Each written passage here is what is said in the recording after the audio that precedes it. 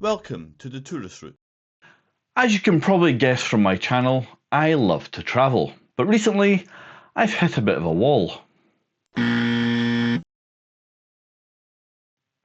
Is that because I've already done a few big trips this year and funds are a bit tight, or is it because travel is just really expensive? It's a little bit of both. Sure, there are always cheap ways to travel.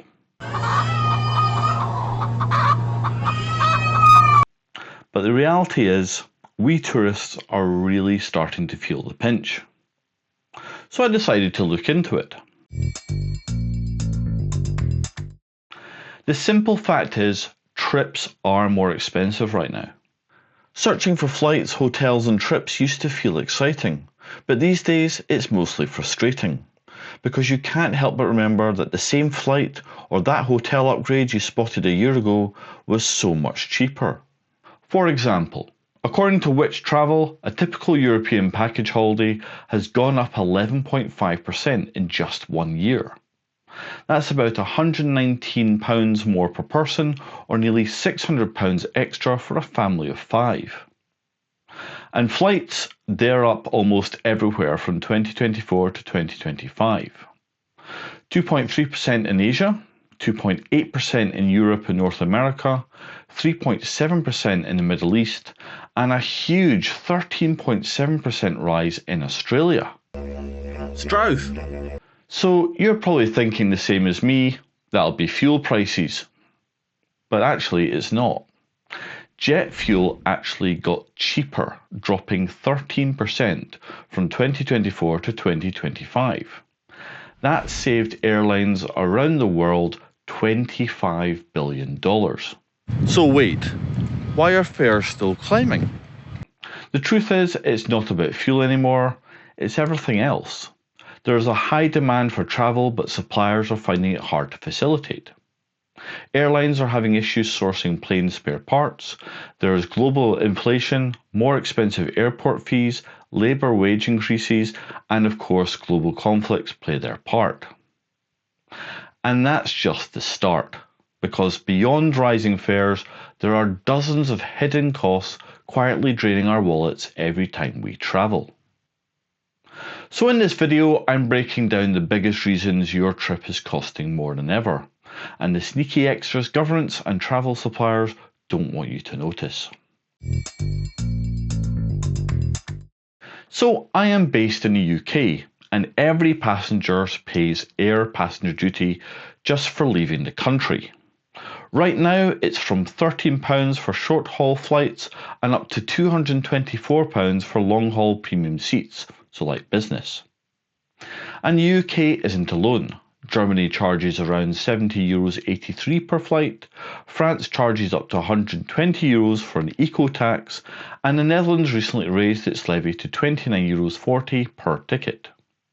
In the US, the system is even more complex, with a mix of federal excise tax, security charges, and passenger fees. Taxis can account for 20 to 25% of the cost of your ticket.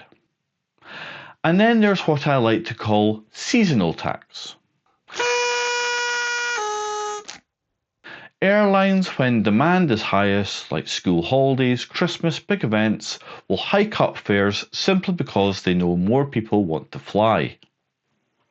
For example, I go to Toronto every year to see friends, and we travel together to Montreal to see the Canadian Grand Prix. Go McLaren! An average airfare from Toronto to Montreal is around £150 return, and the flight time is about 1.5 hours. But for the F1 weekend, the prices for all airlines were near £800 return and up. And don't get me started on the hotel prices. It's great, so when we want to go and do nice things, they charge us more as a bit of a punishment for wanting to do nice things. Yeah, that sounds fair. And then come the airline extras, according to which the average seat selection fee is £20 per person per flight, and checked luggage can add at least £50 to £70 onto a return ticket. Some low-cost airlines now even charge for cabin bags, and of course food, drink, priority boarding, and seats near the exits all come at an additional cost. The base ticket price might look cheap, but the add-ons just keep increasing the bill. And the costs don't stop there. Just getting to the airport can sting. More airports are now charging for simply dropping someone off. I live in Edinburgh, and if I give someone a ride to the airport, it will cost £6 to briefly stop and let them out. If you want to help them with their luggage and see them off at the departures gate, it's £14 to park for 15 to 30 minutes and £18 for up to 1 hour.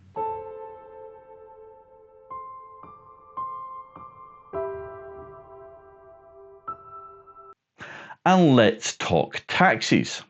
Those often unseen expenses that can quickly eat into your travel budget. According to a recent study by 𝐬𝐮𝐬𝐫𝐤, taxi fares vary wildly across the globe. Paris tops the chart with a 5-mile ride averaging at £29.12, including a 7.5% tip. London follows closely at £27.96 with a 10% tip. And other pricey cities include Milan at £24.57, Osaka at £24.06, and Amsterdam around £24. Compared to some other cities, these fares are really expensive, and it's best to remember that places like Paris, London, and Osaka have great public transport options and are very walkable cities. Once you land, there could be another layer: the tourist tax. A tourist tax is an extra fee charged to visitors by a city, region, or country, usually added on top of accommodation or entry costs. It's sometimes called a city tax, a bed tax, occupancy tax, or eco-tax, depending on the destination. For example, in Paris, it ranges from 65 cents to €15.60 per night, depending on the accommodation type. Barcelona charges up to €6.75 per night. Venice has introduced a €5 day visitor fee, but if you stay overnight, the bed tax is between €1 to €5 per night, depending on the time of year. New York City charges 14.75% of your hotel bill plus $3.50 per night. In Houston, Texas, it's 17%. And in Bhutan, visitors pay a staggering $100 per person per day as a sustainable development fee. Even the UK is joining in. Edinburgh and the Scottish Highlands are introducing a 5% tourist tax on accommodation, and Glasgow, Liverpool and London are all currently looking into it. Hotels are another area where costs are creeping up. In the UK, hotels in Edinburgh have seen rates go up a staggering 82% since 2019, with London seeing a more modest rise of 26.5%, with similar rises across the country. In the US, luxury destinations like Napa now average $440 a night, double San Francisco prices.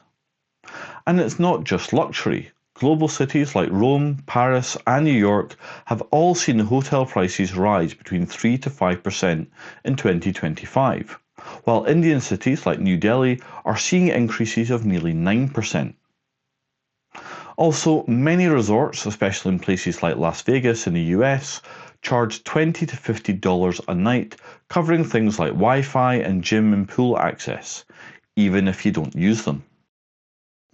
And finally, Airbnb stays often include steep cleaning fees, sometimes higher than the nightly rate. A survey by Which found the average Airbnb cleaning fee in Europe is around $100 per stay. Another hidden cost: entry fees. Heading to the US, you'll need to buy a temporary visa called an ESTA, which costs $21 for 2 years. Vietnam has a similar thing, which charges you $25 for a tourist visa. Turkey has one which ranges from between $15 to $80, and New Zealand requires a $20 international visitor levy. The UK has just started its ETA costing £16 for 2 years, and from 2026 the EU will introduce its ETIAS system, which will cost €20 for all non-EU members. If you travel with family, visas and entry permits can add hundreds to your budget before you've even booked your hotel. Eating out is another area where tourists feel the squeeze. Restaurants near major attractions often charge 30 to 50% more than local neighbourhood spots. And in places where tap water isn't safe, buying bottled water daily can quickly add up.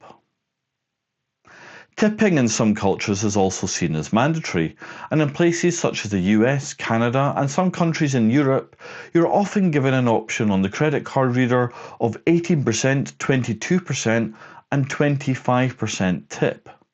Even paying for things can cost extra. Airport currency exchange kiosks often mark up rates by 10% or more compared to market exchange rates. Some ATMs abroad can charge withdrawal fees of 1 to 3% per transaction, and using your card with dynamic currency conversion can add a similar 1 to 3% fee. And finally, travel insurance.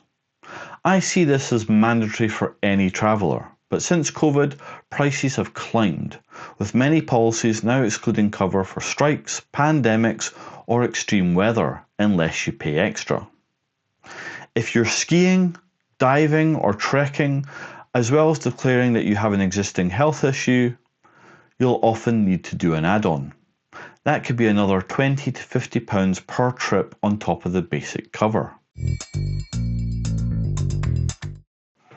So now you can start to see the other expenses, but the question is, what's driving it? It's the same pressures. Cost of living, inflation, higher wages, rising energy costs, and demand outpacing supply. So while the headline cost of a holiday might look tempting, once you add up the flight taxis, tourist levies, resort fees, visas, and even just a bottle of water, the true price of travel is much higher than most of us expect. Sorry, that got a bit depressing at the end, didn't it? But it's not all doom and gloom.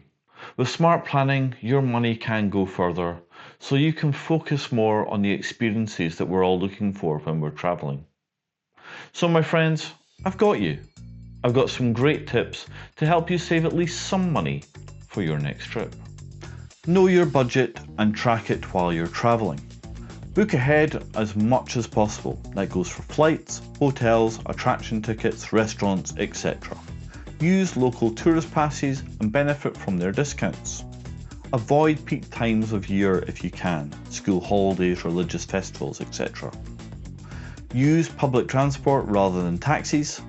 Avoid restaurants and cafes near attractions. Bring a refillable water bottle for countries with safe drinking water.